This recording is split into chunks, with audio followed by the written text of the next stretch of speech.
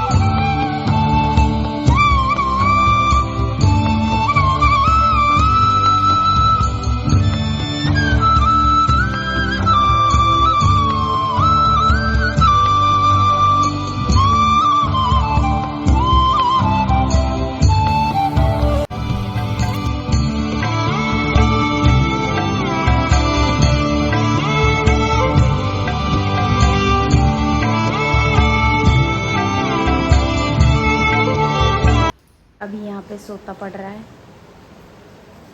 अभी तक उठे नहीं है। चलो कोई बात नहीं, अब हम किचन में जा रहे हैं, थोड़ी सी तैयारी करेंगे। और बारिश हो तो क्या होता है, बारिश हो तो सबसे इम्पोर्टेंट होता है क्या पता है? सबसे इम्पोर्टेंट होता है पकौड़ी बनाना। तो हम बनाएंगे पकौड़े हमारे ठाकुर जी के लिए।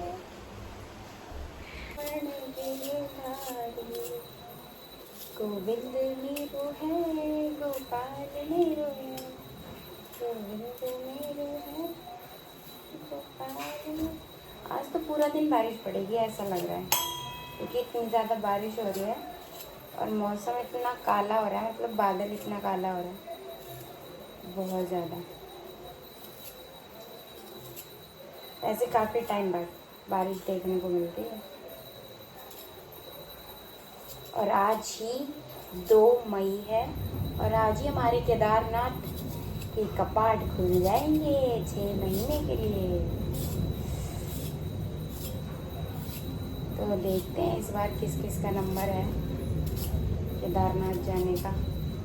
हमारा नाम है कि नहीं लिस्ट में।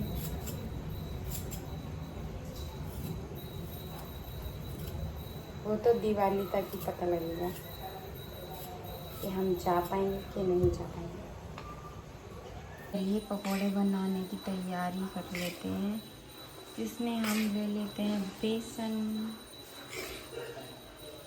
और घर में 4 लोग हैं, लेकिन 4 लोगों में से 3 ही लोग पकोड़े खाते हैं। एक हमारे गुरु भैया डाइटिंग पे रहते हैं कि वो मोटे ना हो जाए। खैर, हमें तो डाइटिंग नहीं करनी है, तो हम इसमें थोड़ा सा हल्दी, नमक, मिर्च, धनिया पाउडर, और क्या डालेंगे, नमक, मिर्च, हल्दी, धनिया पाउडर, ये सभी तो डलता है। और इसके अलावा कुछ और नहीं डालना है, क्योंकि हमें बनाने सिंपल से पकौड़े, क्योंकि हमारे ठाकुर जी को सिंपल से पसंद है, तो हमें भी सिंपल से ही पसंद है।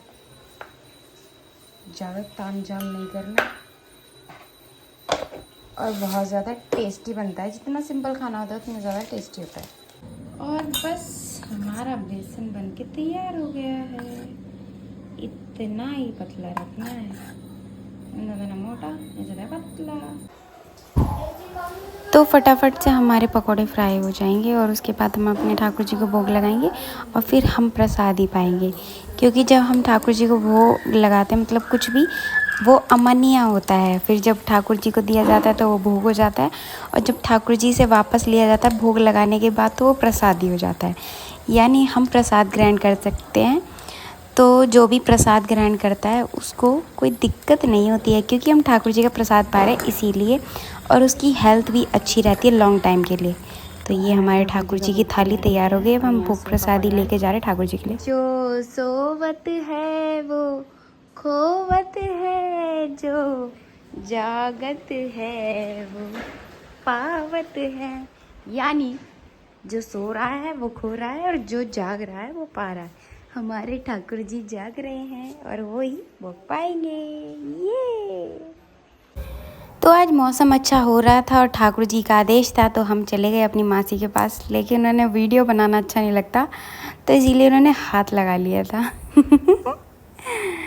और फिर शाम के टाइम पे था एक प्यारे से लड़के का बर्थडे। ओ भाई, वो तो चला लो, पंखा चला दो, पंखा चला लो। अब तो कैंडल वैंडल हो गई।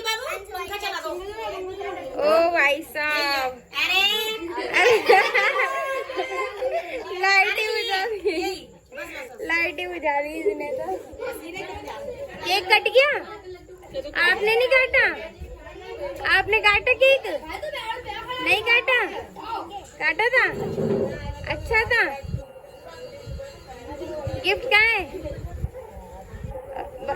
बोरी? अच्छा, वहाँ पे है गिफ्ट।